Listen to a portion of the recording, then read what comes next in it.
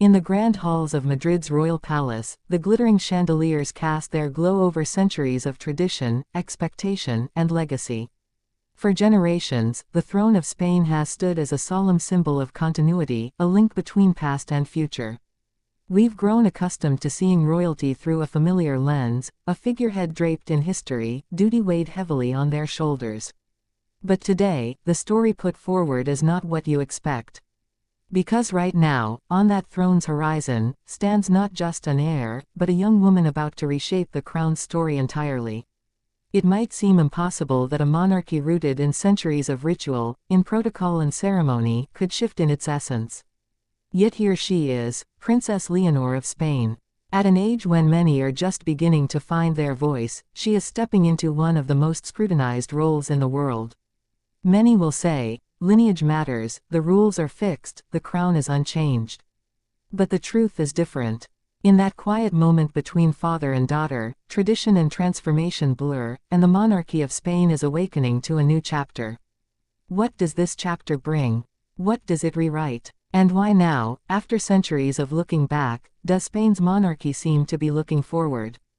To answer those questions, we'll draw back the curtain, bring you the intimate, emotional, and human story behind the pomp and protocol. We'll ask, what led to this moment? What risks and hopes lie ahead? And how will one young woman's emergence change not just a royal family, but a nation? From the first moment she entered the public gaze, Princess Leonor carried the weight of expectation.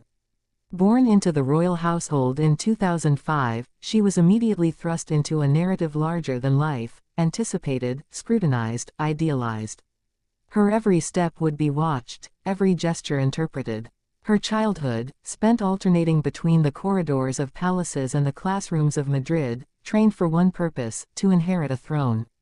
But behind the pages of press releases and the sequences of gala appearances was a young person growing up in a modern Spain, a country deeply democratic, evolving, questioning.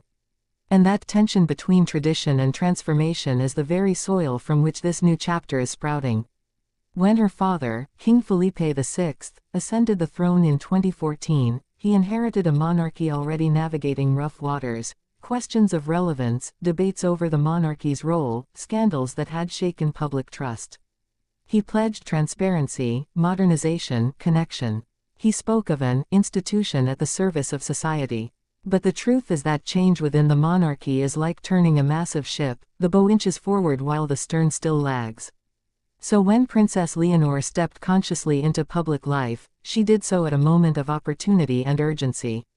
Why her? What makes her different? Observers say she brings something the monarchy needs: authenticity, youth, a bridge to a new generation of Spaniards who see the world differently, through a lens of social media, of global conversation, of values like diversity and climate awareness.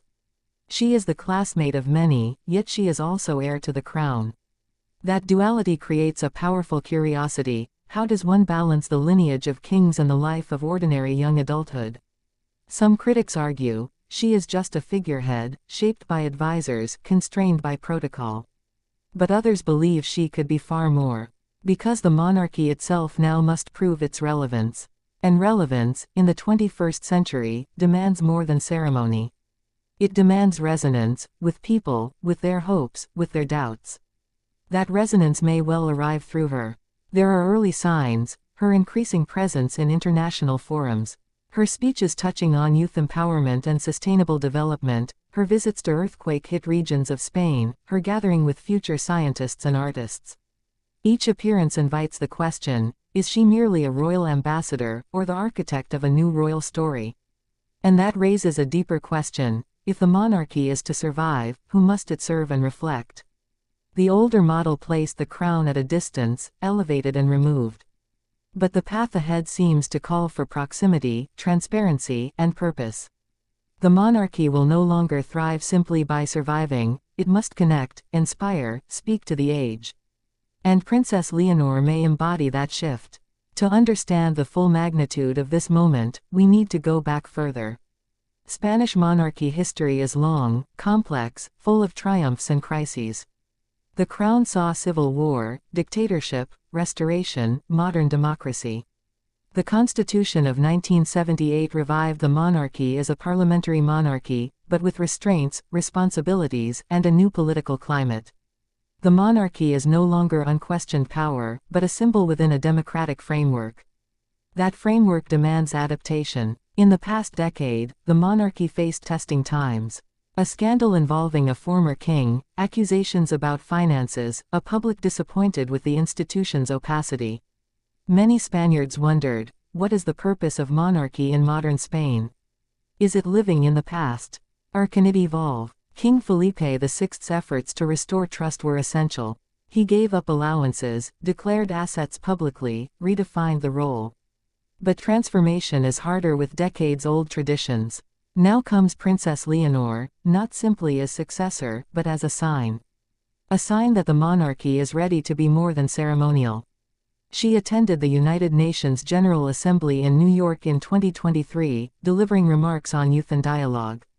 Her voice is steady, the message simple yet potent: we share our planet, our future. That moment cracked open a door. Could the heir's voice become the monarchy's voice? If so, what will she speak of next? And if she speaks differently, how will Spain respond? A younger generation may welcome a monarchy that mirrors their values. Others may remain skeptical, symbolic, immaterial, at odds with egalitarian ideals. This means the monarchy's future rests not only on the heir's lineage but on the heir's relevance. The emotional arc goes beyond palace walls. Let's look at her upbringing. Born in Madrid, raised amidst princesshood and classrooms, horseback rides and state banquets. Public appearances and private pressures. Her education began in Spain, then extended to an international school in Wales, Gordonston, the alma mater of other royals. That experience in the UK exposed her to global culture, to peers outside the palace, to a broader world. She learned languages, met youth from diverse backgrounds, absorbed values beyond protocol. She returned to Spain with a broader horizon. What happens when an heir has been raised for both duties and freedom? The tension is her internal world. She must honor tradition, while finding her authentic voice. She is the architect of tomorrow, but still the child of today. The monarchy wants to maintain dignity, ceremony, gravitas, but the audience demands relatability, honesty, purpose. The challenge is profound, and that challenge is her opportunity. In her public speeches she references not the crown but collective responsibility. She doesn't speak of her destiny, but of our shared future. That shift matters. Because monarchy built on personal legacy can feel irrelevant, monarchy built on shared values feels alive. In that moment, many Spaniards saw something new, a royal who speaks alongside them, not above them. Yet the path is far from easy. She must navigate family dynamics, the role of her father, King Felipe VI, the shadow of her grandfather, former King Juan Carlos I, the expectations placed upon her. She must navigate public scrutiny, press narratives, global headlines. Every trip, every remark, every photograph becomes a piece of her story. She must learn to be both human and iconic. And in doing so, she risks missteps, misinterpretations, the burden of being perfect when perfection is obsolete.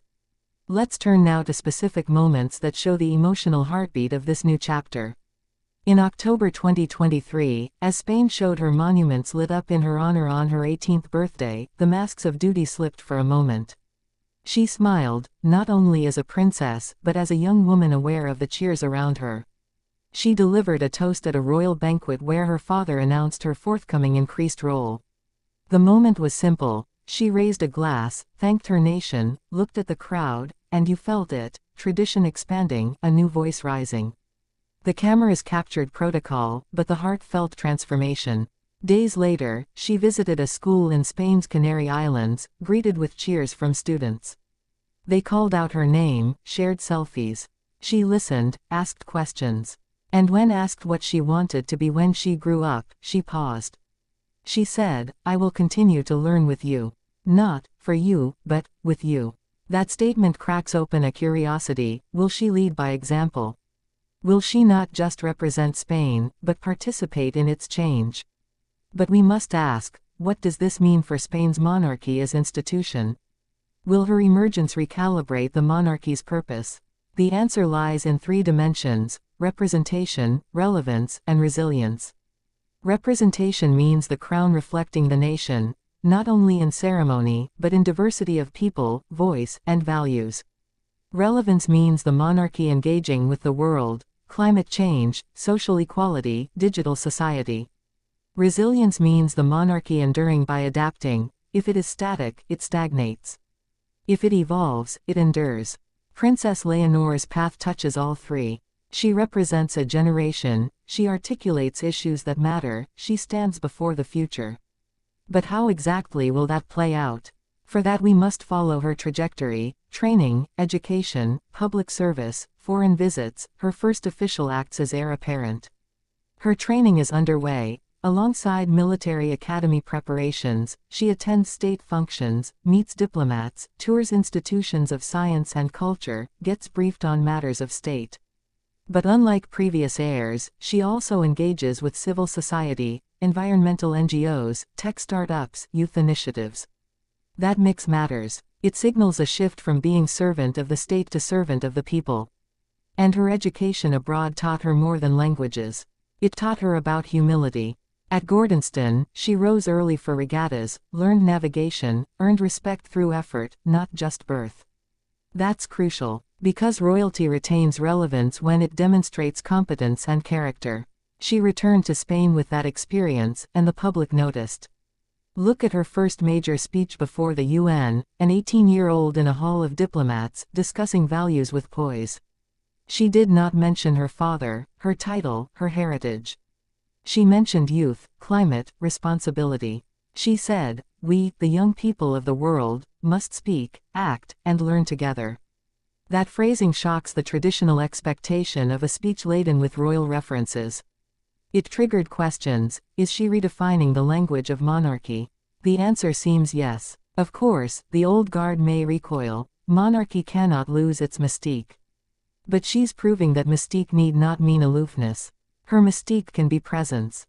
Her lineage can mean connection. In this paradox lies the new chapter's emotional power. Let's explore family tension for a moment, because no story of royalty is without it.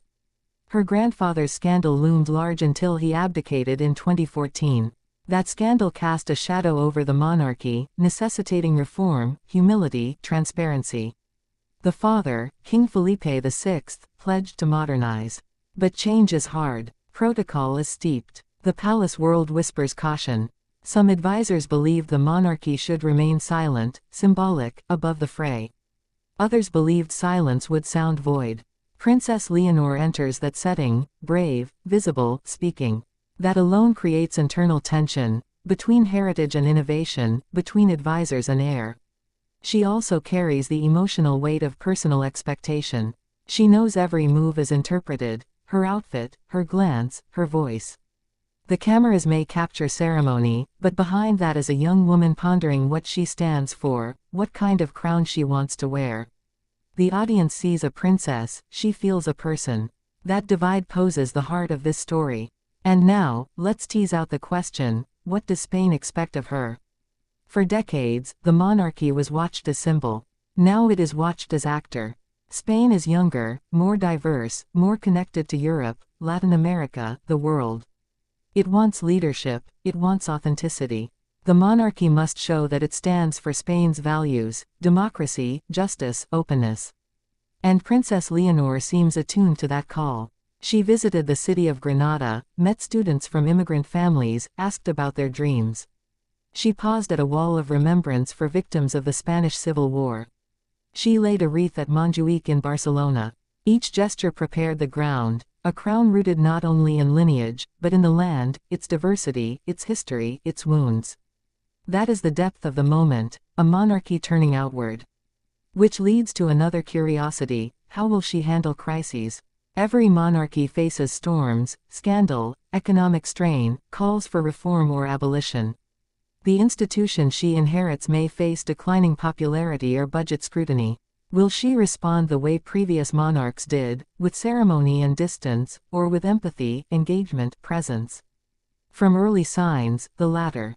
She has shown up. She has listened. She has reached out. That may determine the monarchy's resilience. We also must ask, what does this mean internationally? Spain's monarchy has diplomatic weight. A younger, globally aware heir means Spain may reposition its soft power. She speaks of youth, climate, EU solidarity. That may open new chapters in Spain's role in Europe, Latin America, Africa. And it may change how other monarchies view their own roles. Yet no narrative is without conflict. Opposition voices remain. Republicans argue the monarchy is outdated. Supporters caution about rapid change and dilution of dignity. And the media watches for missteps, an unofficial visit, a tipped remark, a fashion critique. Her transition from princess to queen who leads, rather than who inherits, is not guaranteed. It requires sustained authenticity and connection. Imagine a scene, a gala evening. The palace chandeliers sparkle. The Spanish national anthem plays. She steps forward to deliver her first major national address as heir. She speaks of responsibility, refers to her father, but also speaks directly to the people. I carry your hopes. The room listens. Cameras flash. But in her eyes you glimpse both heritage and possibility. That scene captures the emotional crescendo of all that has preceded it, the new chapter being authored. But what happens after the address? How does she live her day to day? What will her reign look like when the crown rests fully on her head? These are the loops we keep open. We know her education continues. We know she will undertake more official roles, visits to provinces, states, indigenous communities, cultural institutions, refugee hearings. Each visit will raise new questions. Will she smile? Will she listen? Will she act? Her answers will measure not just a princess's performance, but a modern monarchy's integrity. Let's step back and look at the emotional stakes. For many Spaniards, monarchy evokes mixed emotions, pride and skepticism, nostalgia and impatience. For older generations, the crown stands for stability. For younger ones, it may feel out of touch. Princess Leonor's challenge is to bridge that generational gulf. To give older citizens a sense of respect, continuity, to give younger ones a reason to believe. That is no small feat. We can imagine a young teacher in Seville, asking, will the crown listen to my students? Or a factory worker in Bilbao, wondering, does the monarchy care about our struggles? Or a climate activist, thinking, will the heir speak of our planet, our future? Those are the real tests. And Princess Leonor is delivering glimpses of yes. The monarchy's transformation under her cannot be simply cosmetic. It must be true. The emotional resonance depends on her authenticity. If people believe she cares, they will follow.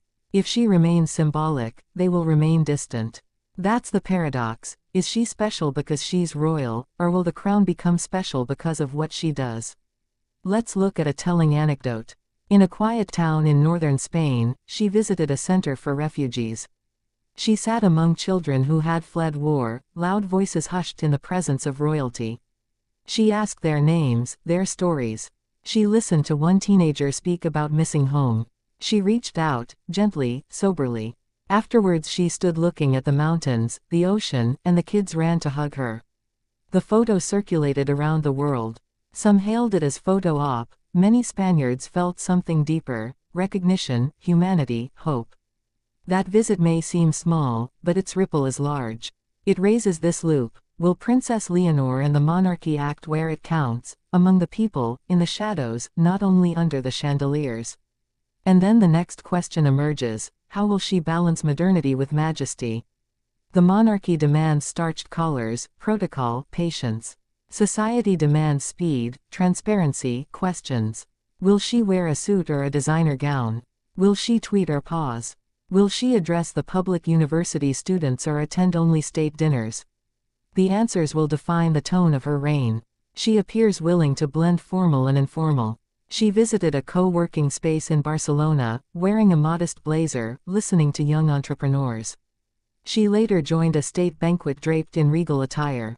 The contrast is striking. She occupies both worlds. That duality is the heart of her emergence. What about internal palace reforms? While the crown is symbolic, the institution behind it must adapt. Reports suggest the palace staff are being encouraged to modernize communication, to engage with social media, to reflect Spain's pluralism. The heir's generation expects less distance. The palace is adjusting. This is not simply about a young princess being visible, it's about a centuries-old institution learning to listen, to adapt, to embody values. That internal dynamic matters. Now let's follow the arc toward the inevitable, succession. One day, Princess Leonor will become Queen of Spain. When that day comes, what will the ceremony evoke? Will it mirror her father's ascension, or will it reflect a changed monarchy? Many believe she will favor a simpler coronation, a ceremony more inclusive, less distant. That speculation raises another curiosity: will she ask for input from the Spanish people? Will she open the palace doors? Will she invite youth voices to help design the ceremony? We don't yet know, but the signs are she will not simply replicate tradition. And so the audience sits on the cusp of a transformation. Not just for Spain's crown, but for how monarchy itself operates in the 21st century. Will the heir be passively molded by protocol, or actively shaping the protocol? So far, the latter. Let's reflect on the emotional layers now. For Princess Leonor, this is deeply personal. She's not a statue, she's a young woman with friendships, studies, expectations, fears. She has seen her father carry the weight of scandal, she has heard questions about the monarchy's future. She inherited both privilege and burden. And in that inheritance lies her courage. Because to accept a throne when many question it is to believe in something beyond yourself. For Spain, this moment is cathartic and hopeful. The monarchy is no longer just a symbol of the past. It is invited into the future. Its relevance hinges on authenticity. Its legacy may be defined by the heir's actions. The people may not demand a crown, they may demand purpose. She offers that. For the world, this story speaks to institutions everywhere. Can they renew? Can they reinvent? The promise of Princess Leonor is institutional and emotional. She suggests that tradition doesn't vanish when a generation changes, it transforms. When a young woman born into privilege chooses service, the story shifts. As we near the end of the narrative, one final loop remains: the throne may still sit empty one day, waiting for the successor to claim it. But what if the throne does not just await, it acts now? What if Princess Leonor begins exercising influence, not only waiting for her crown, but using her voice? When she gives her first independent address to the nation, what will she say? Will she speak of duty? Will she speak of unity? Will she speak of change? And how will Spain answer? We return to the imagery of that palace. The statues look down. The tapestries depict old kings and queens. But now, among them stands a new figure, her presence poised between lineage and future. The chandeliers remain, but the light takes on new color. In her footsteps echo the past, in her voice the promise of tomorrow. This is the new chapter for Spain's monarchy. One where a young heir is not simply inheriting a throne, but inheriting the responsibility to reshape what that throne means. And it is not just about her becoming queen, it is about what the crown becomes. Will it become a crown for all Spaniards? Will it become a crown of service, connection, relevance? With Princess Leonor, the answer seems to be unfolding. So we watch, we listen, we wait. Because what happens next will not only define one princess's journey, but the shape of the monarchy, the heart of a nation, and the meaning of heritage transformed by hope.